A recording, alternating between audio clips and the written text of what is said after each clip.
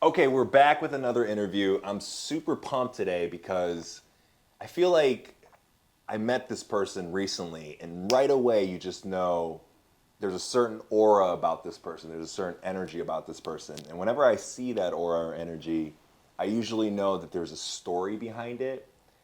And this is Nicole Myint, aka DJ Myint. And you've probably seen her at Lions games or Tiger games or Michigan athletic events. You know, Nicole brings good energy, whether you meet her one on one or the incredible atmosphere that she's able to create with music. I really admire that about you, and I can see that magic in you. And I want to know today, how do we get there? Because nobody's born, right? Everybody's built into who we are. So, number one, thank you so much for being here. My honor. I'm super excited because I just showed Nicole my creative office, and you were so like positive about that. It was And beautiful. Yeah. so like we're already having good conversations. So this is gonna be easy to continue on. But Nicole, please tell me. I know that you're a DJ now, but how did you get there? How did I get there? A lot of sweat and tears and grind. But really, I found my passion, I think, just knowing that music truly was my passion. And there was nothing else other than sports. So I changed my career. At age 32, I took that leap. I was enjoying what I was doing, but it just wasn't the it for me. And my parents taught me and definitely shared with me my whole life that from the start that you have to enjoy what you do. They're very supportive of the switching of my careers, my path that I took.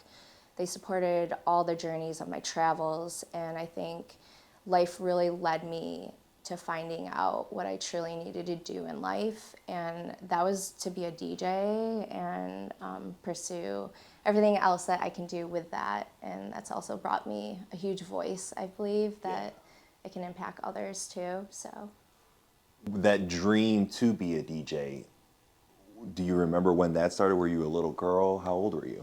yeah, to be honest with you, I think like growing up in the world and the time that I did, I look today and I'm like, man, we were never like taught in school that, music could be a huge career in general. We're not taught the different other careers for creatives that I think kids are now being taught today, which I think is awesome. I think everything today, the world is changing every day, so the opportunities are changing. But for me, I think it was a bigger leap because I wasn't taught that DJing is actually a career, right? We're not taught that in school. So the music love started very young. Like my parents played records every day from Stevie Wonder to, to the rock, to jazz, to everything. And so I was brought up around all genres, which is very special to my heart because I respect them all, and I love it all. So When I was a little kid, my dad had an impressive CD collection, and I would listen to him. But whenever he wasn't home, I would put whatever CD on, and I would just jam out. And I would like visualize myself like on the stage. I don't know if I thought I was Michael Jackson or not, but I would dance to the mirror, and there's like this artist in me, this imaginary artist, that I exercised as a child. And what's crazy is, I do public speaking now, and sometimes I am required to speak to crowds. And when I kind of feel that moment, I kind of revert back to those imaginations that I had when I was a kid and say, hey, maybe this has something to do with it. When you were a kid loving, music, did you have kind of like a vision in mind of a crowd? yeah, actually, I mean, so like my dad had thousands of records, and he had this beautiful entertainment system that he still has today, like 8-foot speakers, and I was super intrigued by it. So yeah, I was always throwing the records on. Like I thought that was the coolest thing to put a record on and play this tune.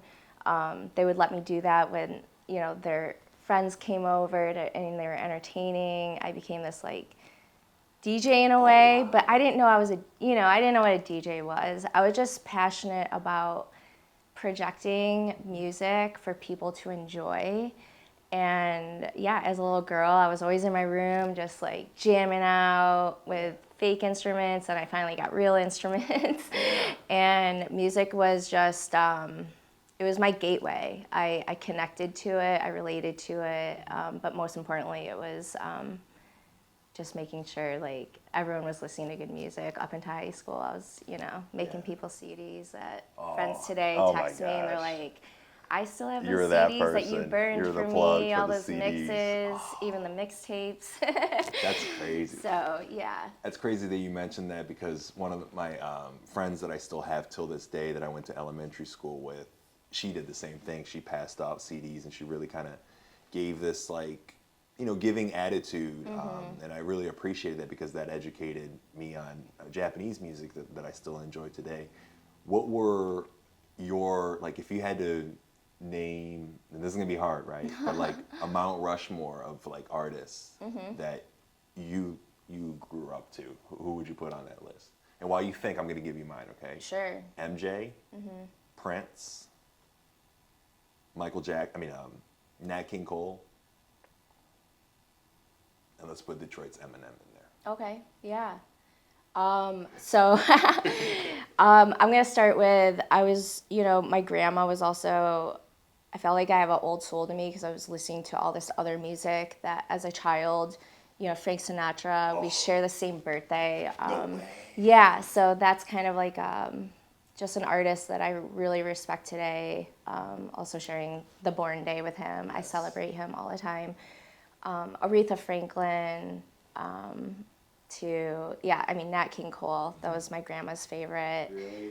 Patsy Cline, even the old country artists, to Stevie Wonder. That was one of my favorite albums as a child that my parents played a lot.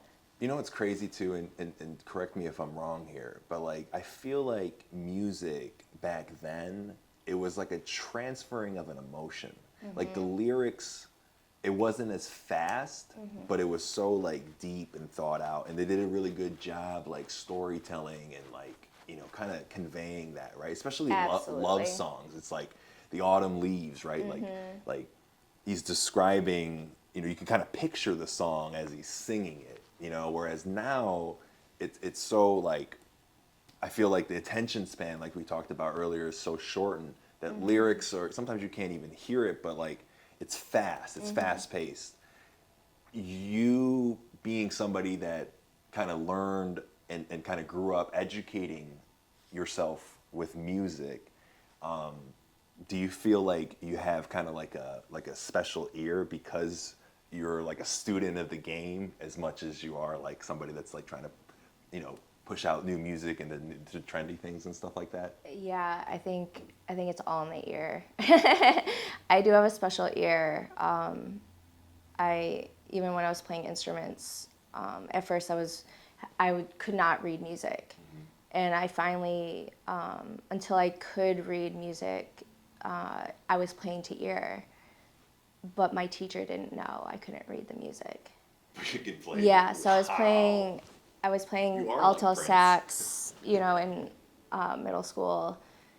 At that time, I did not know how to read music, but I was able to get through it, and I was, I did tell my teacher, I'm like, hey, I do need help because I'm not really understanding it, but she was quite shocked because I had already been in class for, over like 2 months performing. Yeah.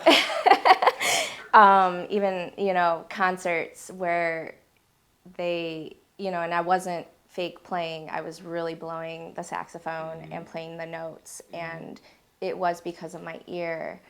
And even piano followed. Eventually, I could read music afterwards, but I was playing to ear the whole time before I actually took lessons. So. You feel like, I think what you and I have in common, I mentioned this earlier, we're dream chasers, right? And sometimes when you're chasing a dream, we think that we need X, Y, and Z figured out in order to take that step forward. Sure. but like sometimes we could take the step forward and learn X, Y, Z as we're kind of putting ourselves in the fire. Like, do you find that to be true in like career and moving forward and progressing in life? Like you kind of just have to take the leap of faith and everything else just follows? Yeah, you really do.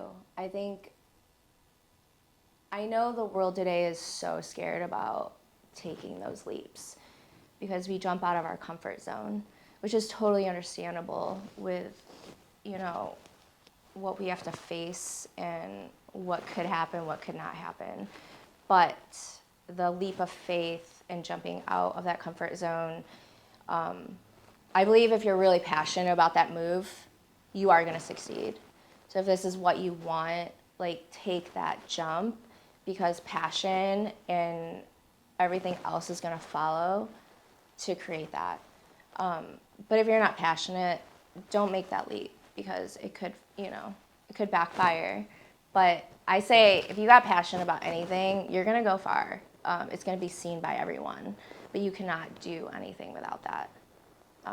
You just won't be able to do your job the best you can, and you're not going to make your clients happy and overall. Yeah. So obviously this journey that you went on, one thing you talked about, right, is that you went down a path and you pivoted at the age of 32.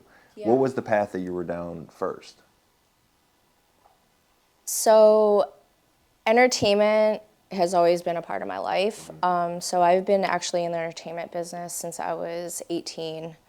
In college, I was putting on parties in Detroit. I was asking to host them. So I naturally got involved in their entertainment business.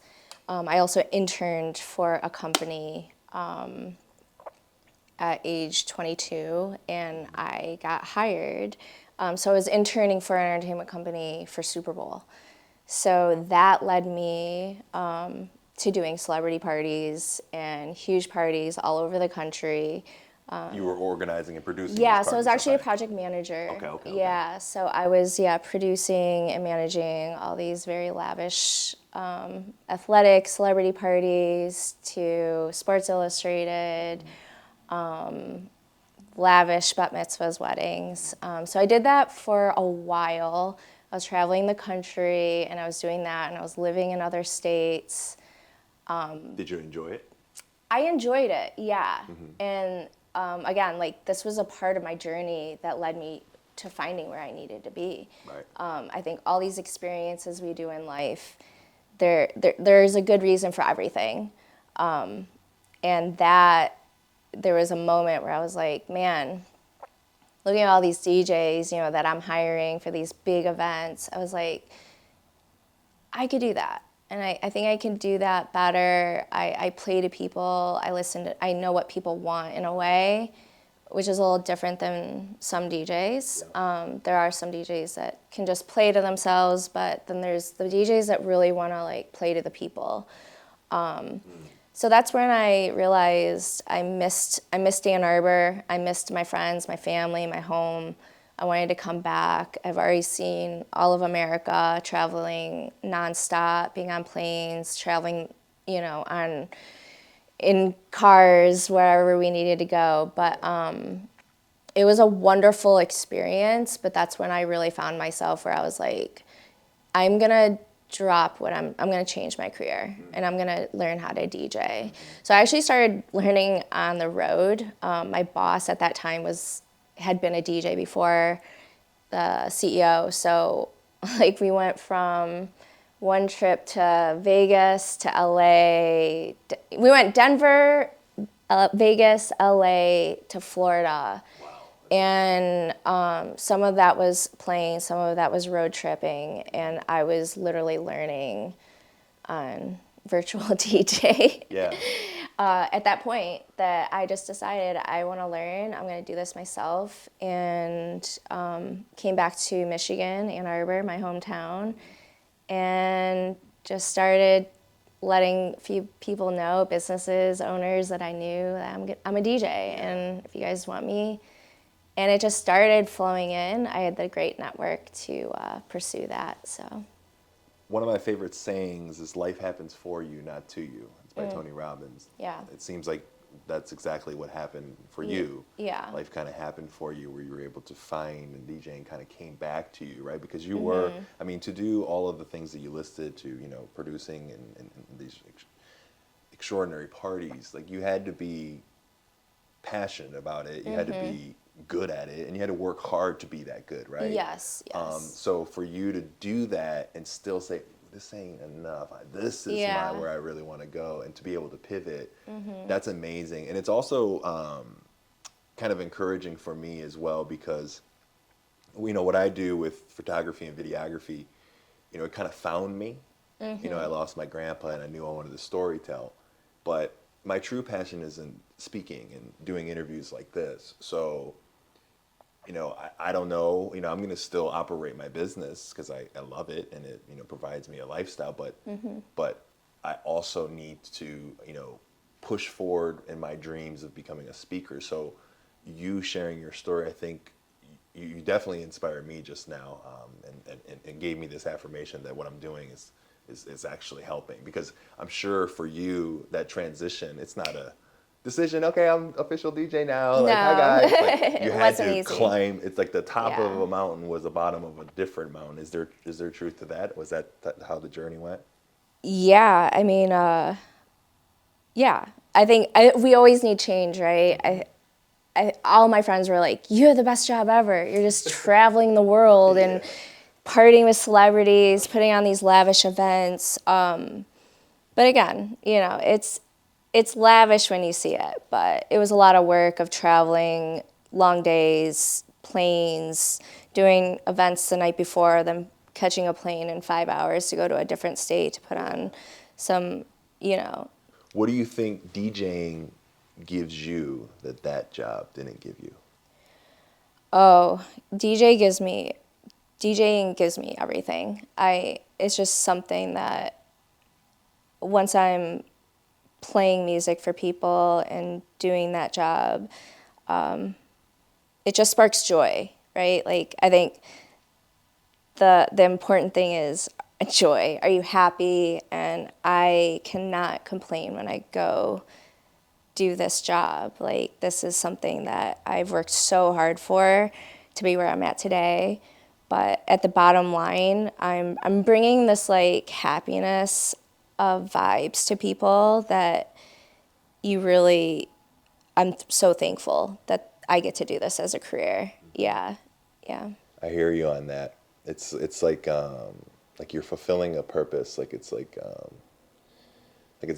spiritual journey. It is a spiritual journey, yeah. And it's not just the music. I really care about, you know, making sure whatever I'm doing is always touched with passion, but also like I want to produce exactly what it should be. So like with a wedding, I want that to be your magical day that you remember forever. I'm not just going to show up and press play. That's not what it's all about. It's really connecting with people through the music, but as a person, and always making people feel, you know, that they are people. Yeah. You exist, you know. You mentioned that you've traveled across the country, but you've also traveled across the globe. Mm-hmm. How many countries have you been to? I actually don't know. I kind of. That's when you know. I don't know. I always sometimes I have to like list them. Yeah, for sure.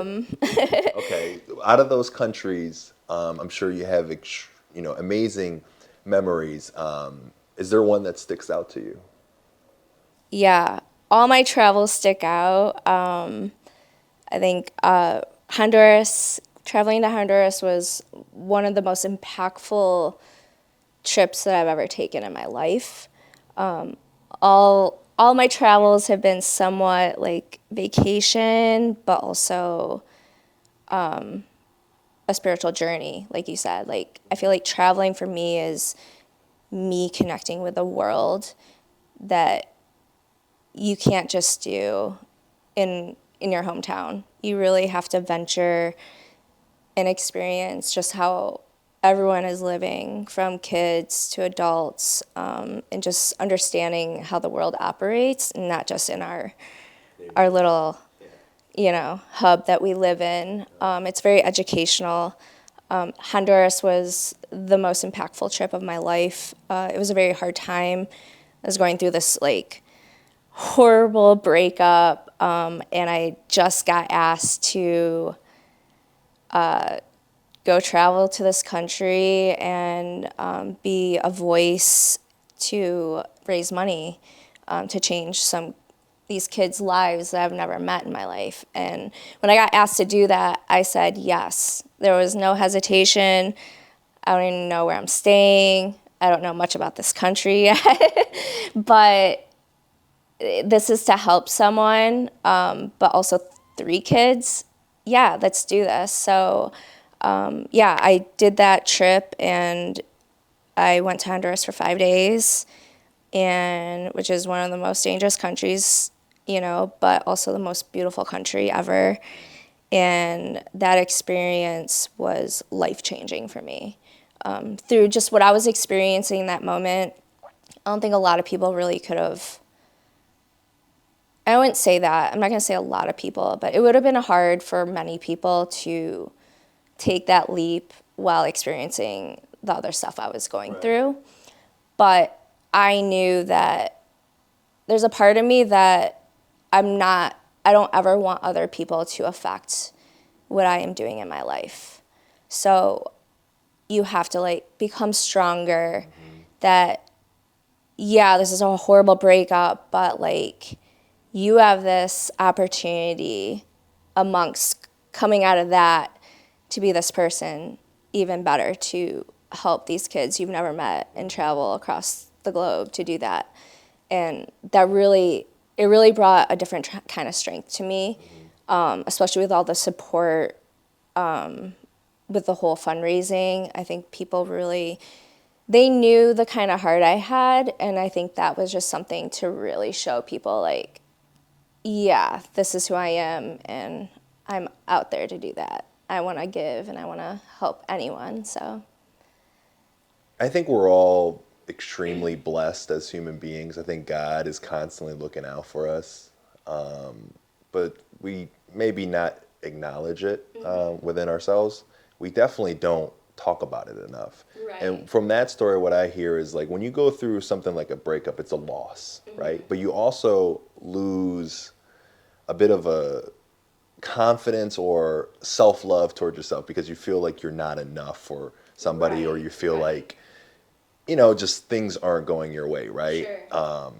You can't control, you just mentioned you learned, you can't control the uncontrollables. You can only control the emotional state inside. But there was a part of you that wanted to, prove I am a good person. I am a lovable person. I am an impactful person. I'm an awesome human being. Yeah. And the fact that God gave you that opportunity to do that, that's beautiful. But the other thing I took away, and this is what I want, us, the listeners, to take away as well, is that whenever you feel like you're lacking in life, or you're empty, or you feel depressed, or you're lacking self-love, the best way to recharge yourself up is to serve other people.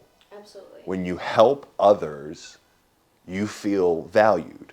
And that sense of value, or that feeling that person gives you, it goes back into you, and you really charge yourself up. So in a time in which you feel like you're hopeless and you're helpless, help somebody else, and you end up not just healing that person, but you end up healing yourself. And it seems like that's exactly what happened. You went out there to serve somebody, and that whole trip ended up serving you. Absolutely. Yeah. I mean, I came out just so fulfilled until today. It's just a trip that's just meant so much to me. Just moral of the story is we documented meeting these kids that had health issues that they could not fix. They didn't know where it came from. And it was way more than just a small health issue, but they have no money, right? They don't even have enough money to go to school. So it was documenting in the moment and showing everyone these kids that we met. The 2 teenager boys, everyone from TVs visited them. So like people were looking at us like, are you guys doing this for a show? Like, what's the point of this? Like, but we, our team, we're very clear, like we are trying to actually save, get money right now and take them into surgery within the time I'm here. And the dad was, he broke down in tears. And it was just an emotional journey. And then we met the girl who had the tumor, and, we saw her living, one room with 6 people in a hut. So all this stuff was shown to everyone to understand, like, your dollar, no matter what you donate, matters. Even if, like, the whole country donates 50 cents, like, imagine what we get out of that. So I was able to raise 24 grand, actually over 24 grand in 24 hours. The goal was only 12 grand, and we doubled it in 24 hours. So when we hit that, the next morning, we were in the hospital with the girl. We were getting her dental, everything, because she had a facial tumor. And then the following day, we drove across Honduras to meet the 2 teenagers at a hospital, and that was our first experience in a hospital. They weren't born in a hospital. It's totally different in other countries, but they just didn't have the means to even be ever treated or looked at. So, but today they are healthy. I was in the surgery room with them while they were getting a mastectomy, which was a very odd thing to happen to 2 teenage boys. But yeah, and it was magical to see that happen. And it wasn't just me, it was everyone contributing. I couldn't have done that with my followers, and, also the Huffington Post posting about it. And yeah. As a fellow human, I'm not representing the human race here, but I think it's important to acknowledge, other human beings, especially when they're doing stuff like that. Thank you for doing that, and thank you for sharing that story. And the wisdom that I took away from that is that, like, there's a saying, right? Comparison is the thief of joy. Mm-hmm. I like to kind of scratch that. I like to say enviness is a thief of joy. How has, seeing the world, like, changed your perspective, specifically in the gratitude aspect of it? Truly just how other people live. Yeah. I think experiencing the good also is great. Like, I've learned so much of the beauty of these countries that has given light to me. It's kind of been my gateway. So I appreciate the beauty of all these even third world countries that we should be supporting, to even Puerto Rico. All these countries can affect you differently by experiencing them. You can also learn a lot. You can come back to America being more humble, and I think more appreciative of what we are so blessed with here. And especially going back, out of all the countries I've visited, like the Honduras situation, these kids had never really even seen a toy or a phone. So I brought them, a ton of stuff from Michigan. So they're rocking, stuff from Michigan, which is so, they're so grateful for that, but also touching a phone. Yeah. I gave them my iPhone to play a few video games with, and that was just like a heartfelt experience too, because you're just like, wow, you see that, and then you come back here, and we're here. We're very spoiled, but also we're blessed. I would say we're blessed with what we have and what we're capable to have in America. But I think with all that we do have I hope. My goal is, while we're here, is just like, let's make a difference and let's help people and animals as much as we can, and just give that impact that they're not able to have. So it's just not sitting silent. It's hard to sit silent when you see people like not, having a hard time just to make it through a day. So. And that's what's so beautiful about how God created us, right? What we talked about earlier, or I mentioned earlier, about how we fuel ourselves up when we try to fuel other people, and if that's the formula, we should exercise that more often, Yeah. not just for the other people around us, but for ourselves as well. Was there a specific, I like to go, when I travel, I like to usually catch a sunrise or a sunset. A, do you do that? Yes, and I do. Two, I know the epiphanies that come from that are crazy, and I'm sure every trip has given you a different life wisdom / epiphany. Is there one that comes to mind that you were like, I was here and I had this epiphany? Okay, so I'm a huge sunset sunrise girl. So I've done, yeah, crazy. So yeah, we could talk about this all day, but there's been so many. I can pick a few out, but one was I climbed the largest monolith in Brazil. So the largest, which is like the largest rock, I guess you shall say, which is in Rio. So at sunrise, so we got there, pitch dark, 3 a.m, and started our hike.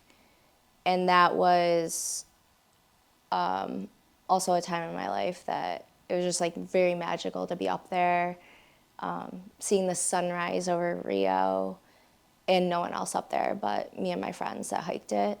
It was just a very spiritual moment. But there's been so many. I also did the sunset hike in South Africa, so note to self, if you do a sunset hike, it's going to be very dark when you come down, which we didn't think about. So always be prepared with the aftermath, so bring lights and all that. But I climbed that just before I was leaving South Africa. I didn't do it yet. So we climbed Lion's Head Mountain in South Africa for sunset, a few friends of mine. And we got up there, and it was absolutely breathtaking looking over Cape Town on this mountain. But at that point, I was also like, oh, we got to get down this now. Yeah. And it eventually got dark, and that's when I honestly thought that might have been my last day on Earth. Laughing because it wasn't, but yeah, we had actually climb on our fours in some ways because the mountain was so like this. You had to climb down so going around it and around it, we were pretty much on our fours because we also didn't have light but our phones.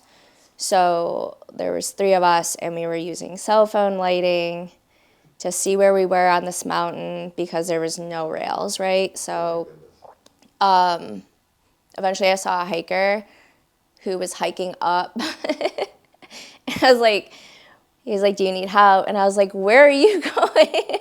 I'm like, why are you going up right now? And he's like, oh, I do this hike every night. And I'm like, wild. Okay. Yes, I need help. But, it was just there's a ladder where he was just helping me climb this small ladder. That was the only type of metal that was helping you on this mountain. But I did see my life flash before my eyes. You have to be really crazy to go up that in the dark, let alone down. So I was very crazy to go down that in the dark with no light. But yeah, eventually I got back to the hotel room and showered and went to the airport. Made my flight. Yeah. So yeah, if you travel with me, I'm somewhat crazy, but I've done a lot of mind-blowing things that.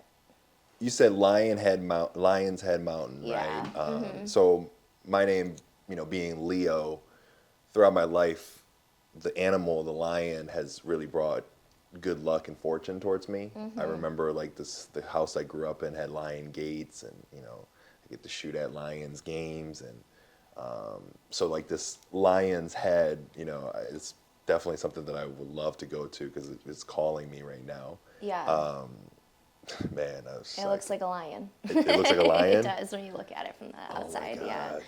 That's going to be super duper spiritual.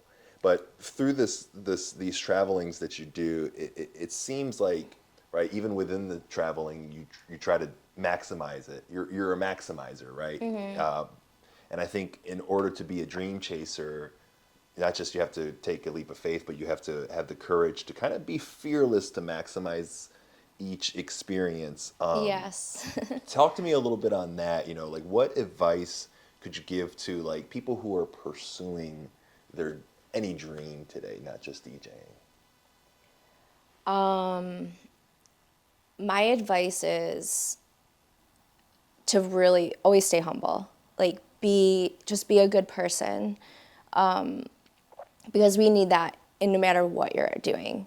That is going to lead you somewhere. And also, you need to be very persistent and you need to be consistent about what you do. There's certain, I think, especially in the creative world, there's not a time that you can actually really just like stop and then expect to like kind of pick up again where you were. You really have to stay on that path because it's a career that everyone wants to see. Like you are relevant today. Like you are doing this today. You didn't DJ a wedding 5 years ago, or you didn't DJ a club 7 years ago, and then all of a sudden you're just picking up DJing again. It's a craft that a lot of people are into today. But what has gotten me where I am today is I wasn't given anything. And people think if you come from, a good background or you have money, that you just get these opportunities. And nothing was handed to me. It was completely the outside looking into me. They really knew that I wanted this. And I was DJing, U of M hockey, and then going to a club right after till 2 a.m. And that was, my career has always been that. And people know that I am very hardworking because, one, I care about what I do. And I don't really like to pass up great opportunities, and I don't think you can. Sometimes opportunities aren't going to come back to you. So whether you are on a 10-hour day and you have another opportunity, like the Lions called you, that was another opportunity. It's like I was doing a wedding in Chicago, and my assistant had booked me to come to the Lions. My first day at the Lions was 4 years ago, and I had to be there at 9 a.m. And I didn't cancel. It was something that I was like, okay, I'm going to do this. I'm going to make it happen. I'm going to go do this wedding in Chicago. I'm canceling they had a hotel booked for me, but I had to drive back. I had to drive back to Detroit. So I drove back to Ann Arbor, where I was living, and slept for maybe an hour. And then drove to Detroit. And I have now been since working for the Lions. And those are I've had a lot of opportunities like that where it's, what do you do? Do you not take that and then you just sleep on it? Or do you really show that you want this? And I wanted it. And I wanted everything that I've stepped foot in. U of M was a dream. Growing up in Ann Arbor, and my dad coming from Burma and going to U of M, and now I am one of the official DJs for U of M. I miss you when you go to those. I'm there. And that's been 10 years running strong. And, that opportunity has led me, I think, it's led me to everything. And the sweat and the grind, it's not been easy. Nothing has been handed to me, if people want to vision that. It really just takes a lot of a lot of hard work. It definitely wasn't given to you, and I appreciate you sharing that specific story about how you were in Chicago and DJing a wedding. That takes a lot of Yeah. energy, setting up and breaking down, but then quickly driving all the way 5 hours to home, sleep an hour, and driving another probably hour to go to Ford Field to do the entire Lions game, which is a long day. At that point, I was just doing the pregame. Well, so pregame, yeah, but still, right? Yeah. That's a huge ask. But again, it's gotten to me. Correct, and I think that's what I think the perception that I think people hopefully takes away from this interview. That's what the dream looks like. Mm-hmm. It's the fact that you are like that story shows Nicole is a person that's living out her dream. Yes. Yeah. That's what the dream looks like. So if you are, go whatever field and career that you're pursuing, just know that those hard parts of the journey, that's what makes you confirm that you are living out your dream. So you're manifesting in your own lane. Mm-hmm. And I think in the creative field, whether it's photography, videography, or DJs, there's so many different people who are doing the same things.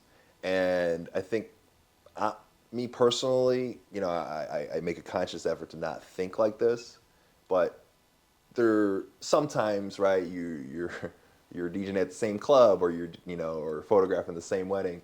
You have like fellow counterparts that you're working with, and sometimes naturally people might look at that situation and say, "Oh, that's my competition. I need to outdo this person." Mm. But for me, I'm not building anybody else but me. So like my focus needs to be, how can I get the best image? How can I get the best shot, right? Right. So like with you, you're not thinking about other DJs who may be getting opportunity X, Y, and Z that you want. You're thinking about what is the opportunity at hand in front of me and how can I maximize it? Talk to me about the importance of, manifesting in your own lane and how, there's no competition when you actually do that and you actually, do go far like you have. Yeah. You cannot worry about other people. Bottom line, I don't pay attention to people's posts. Like, nothing is competition. You really need to balance your energy, and you just can't focus on what other people are doing if you're not focusing on yourself. Bottom line, just focus on you and your career. And when I say focus on you, that doesn't mean not support others, because I think, especially in the creative world, we really need to be supportive of each other. Photographers, videographers, everyone in the creative world, we should be out there liking and commenting on all of everyone's posts, especially in our area. It's collabing that brings more to your table too, which we are realizing, a lot of people are realizing that. So you're only competing with yourself, is what I say, because you're not going anywhere if you're not building yourself up, right? Everyone else is like, they're gonna support you and you support them. So my goal is always interacting with everyone, DJ, whoever you are, that's me, let's follow each other and let's grow each other. But we should not be competing. I think that is the one downfall in humanity, is just competing with each other. That's what separates ourselves, and you just can't do that. You need more positiveness. Yeah. And it's also confidence too. When you don't compete, you have a different aura to you. It's almost like, because confidence in Japanese calligraphy is jishin. Ji means self. Shin means shinjiru, which means believe. So confidence isn't how you dress, how you talk. Right. It's none of that. Yeah. It's about how much belief do you have in your own ability. And if you believe in yourself, then there's nothing, in this world that you won't conquer. You may fail and learn, but like, you will always conquer if you have that sense of like that learner's mindset, right? Yes. What has DJing taught you about life? I can say, like, going back to what I was saying is, you can never stay still. So my life, and this is my 10th year DJing, and if I look back, it was pure grind and sleepless nights and a lot of time away from my family. So I've learned, though, like, as much as we want to be persistent and consistent with our careers, like, we really have to balance our family. Sadly, sometimes I think, like, with a career like I have, you're a DJ, you're the CEO, you're the content creator, and you're everything above. So it's more than just one job, but I've definitely have learned that I'm so thankful I took that leap, that was my career, that my parents supported me through it. They were so proud of me. But I would say there's times I would probably, like, take back a little bit of time and probably would have spent them with my family. Yeah. Balance. Yeah. The balance. Last couple of questions here. I like to ask people what their definition of what a successful life looks like. For me, my answer is I found out when I lost my grandfather, Henry, and I's grandfather. He was such a like he was good with people. Like right when you meet him, he's like you're like that's my guy right there. Yeah. That's how he was. And for me, the reason why I know that is because when I went to his funeral, like so many people came up to me and said, "Hey, you're the oldest grandkid, right, Leo?" I'm like, "Yeah." I just want to say your grandpa made a positive impact in my life. I'm glad your grandpa was part of my life. And when I heard that, I'm like, that's what success looks like. Yes. So I started chasing that, Yeah. and that's why my biggest thing, my small things that I do that contributes to big results is like it's watering the plants, and the plants are the relationship. So it's like when you make an effort to tell whoever you're dealing with, how valuable they are, and it can just be compliments, but also it could be signs of actions and servicing one another. Like when you truly make the effort to really uplift those people around you, like you really do end up uplifting your own quality of life. So I just think successful life equals impacting. That's what determines it. That's for me. But for Yes. you, what is your definition of a successful life, you think, Nicole? I relate a lot to that. Okay. Piggyback off of it, please. Yeah, I mean, truly, like, like showing yourself to people is a huge thing. So, like, if you're not a good person, people can read that. And if you're not a good person, that's going to lead to, like, how you take care of your job and how you take care of others, right? So I believe my mom was like your grandpa and my grandma as well. Just always showing compassion, no matter where you are. If like, you walk in a bank, compliment someone, and I definitely have a lot of those characteristics that my mom was like showed me. Like, everyone matters, no matter where you are. Treat them top notch, because you never know what people are going through. You never know what their day's like, but touching people with love is so important, and it's always been important.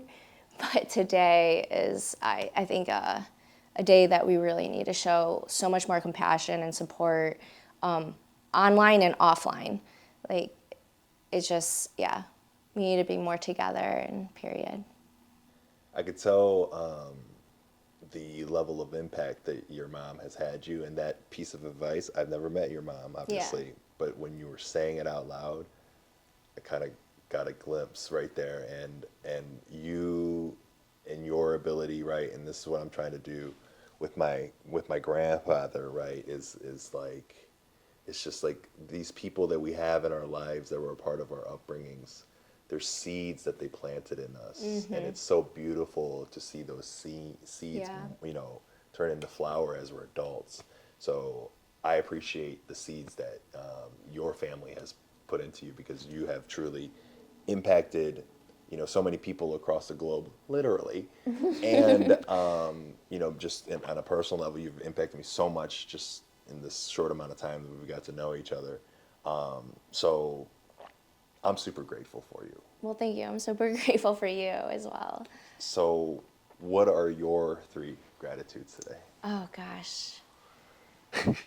Act like you didn't I have expect this so question. much gratitude. I know. It's like I could say everything, but 3 gratitudes today, and they're always different every day. But today, super thankful for like the people that I have come across through my DJ career. You being one of them. You've really like shed so much like beautiful light to me in your life journeys as well. And I think the connection with all the people we meet within our community and outside our community is super impactful. And as much as you say I've impacted you, but you have truly impacted me since I have met you at the Lion. So thank you. I always say community is everything. I feel like everything I touch is community driven in my community or maybe someone else's community, but we have such a great community here in Detroit that I couldn't be doing half the things I'm doing without the community. And that's vice versa. Like we need to like really push and support everyone within our community is very important. And I guess I'll say like the third one, this is not just making this up because of this is a question, but really, really appreciative of the opportunities that I have been given. And I've been given it because they've seen my hard work.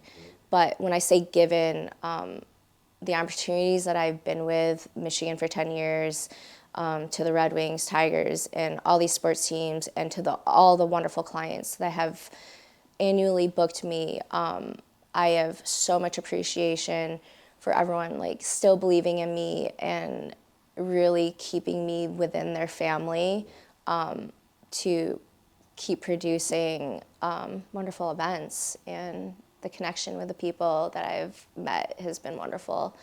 Everyone's become family to me. Clients start at clients, but then they're family. So, and your family. So it's taking everyone in and eventually making them family. And I think that is the most important part. Yeah. I appreciate that so much because, I've shared in other podcasts and I've shared with Henry, 100 times, but when I first moved to this country, I had to go to 3 different schools in the first 2 years. And one of the most profound, thing, was, going from having a lot of friends, because my 6th grade class was very close. We had a teacher who had cancer, and she ended up passing away, but we really kind of, it created a bond between us girls and boys that probably will last a lifetime. So that's why every time I go back there, it's a party, Leo's home, right? Because those friends still exist. And we always pick up where we left off, and I say all of that to say, to go from that to go to, a lot. I have a lot of memories at multiple schools in which I struggled to find kids to sit with at lunch. Yeah. Right. So you go from having a group of people that love you to nobody's saying, "Hey, why don't you come sit over here?" Right. Like. But I'm so glad I went through that, because that feeling of like loneliness and like, what the heck, right? Yeah. That propelled me to become somebody who that version of Leo needed.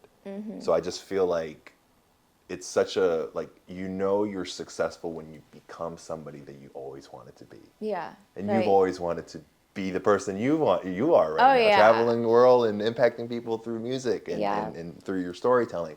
So it's so beautiful how that happens, and I'm so grateful because now I have friends like yourself and who are like family, right? Who will invite you to their table to share a meal. So it's profound, and I share that to share to whoever's listening who is going through something similar. There are a lot of people in this world that will love you for exactly who you are. So just be unapologetically who you are. As long as your mindset is always about serving others and spreading love, there's so much love out here to give you. Whether it's from God or from people, and both. So thank you for saying what you just said. I'm gonna wrap this interview up with one last topic that super lighthearted, but how about these Lions? I mean, okay, so Nicole and I, see each other on game days, and obviously game days is an atmosphere that, especially right now in Detroit and how good we are. I mean, tell me how do you feel about this team, and what's kind of been your favorite memory so far, you feel? Oh gosh. Well, being with them for 4 years, last year, I, was super, super blessed. Flew home from Burning Man, the year before. So you started working, not to cut you off, Coach Campbell's first year? I believe so, yes. Wow. Which I also started at Michigan, Harbaugh's first year. Okay. So you just bring a winning. Wow. Yeah. Hey, all the Lions fans, if you want to see who we need to thank, it's right here, Nicole. Okay. Not really, but maybe. No, just kidding. Yeah, so 4 seasons, and then it wasn't. So last year, got stuck at Burning Man for a few days because of the weather was outrageous.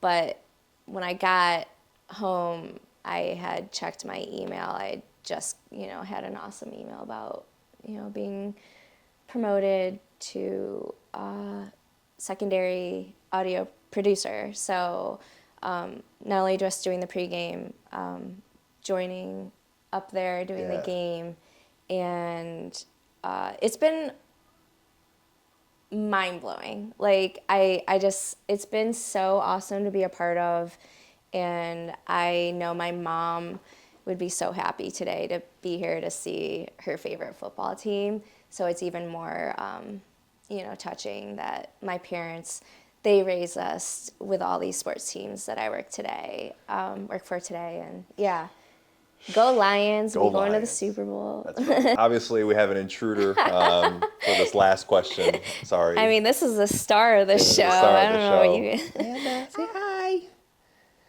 Hi. Anyways, she's behaving good. Fun fact about Nicole.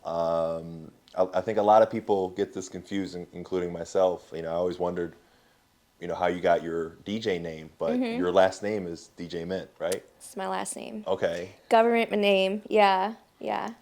Originates from Burma. So my dad came here from Burma at age 17. When I say came here, he came to U of M, Ann Arbor, and pursued his schooling. And then he eventually met my mom at Ford Motor, and here I am. You're representing the last name very well. I will forever and always represent the true roots of where I came from. So Myint will always be my brand and nothing else. Yeah. Well, she's blowing you kisses. Mwah. That's going to be a wrap for this interview. Nicole, thank you so much for coming on. Thank you, Leo. Guys, please follow her on all social media platforms. Inspirational posts, but as well as she gives a lot of behind the scenes look to what she does. What she does is incredible and super fun and creative. So please show support to her, and thank you so much for watching our interviews. Henry and I worked very hard on this. She's telling us to wrap it up. She's saying goodbye to Nicole as well. But thanks again for tuning in. Thank you, Nicole, for coming on here. Thank you, Leo. And this is a wrap for episode 4. Until next time.